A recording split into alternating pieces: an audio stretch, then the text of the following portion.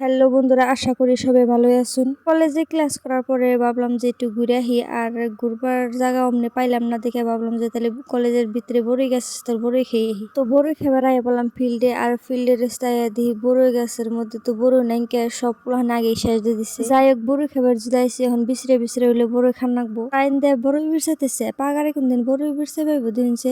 আর ওরা শুনুন কি কয়, অ্যাক্সিডেন্টলি আমরা আয়া পড়ছি বেচি করবার নিগে একবারে কপালটা সেই খারাপ। নিজেরা বড়ই পায় না আর পড়ার দোষ দেয়। পরে আমি কইলাম যে তাহলে পড়া বাদ দিয়ে গুরু পালগা। তো যাই হোক, আমি এমসি কলেজে 2.5 বছর ধরে পড়ি, কিন্তু এই পাগারে কোনদিন আহি নাই, এবারই ফার্স্ট আইলাম।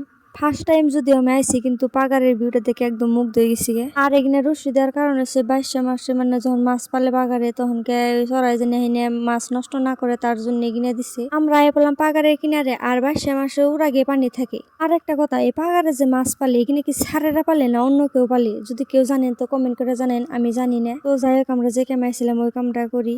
আর পাগারের চারি মুড়ে বড়ই গাছ, এটা ফিল্ডের লগে পাগারটা। ফাইনালি বড়ই থাকা গাছ বিছরে পাইলাম। ওরা বড়ই পারতাছে আর আমি খুঁড়ে বেগে পারতাছি। আর দেখুন বড়ইটা কত সুন্দর।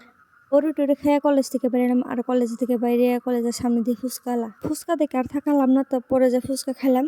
বাই দ্য ওয়ে, ব্লগ আজকের জন্য এহেনি। ভিডিও ভালো লাগলে ফলো করবেন, লাইক করবেন, কমেন্ট করবেন। Thank you.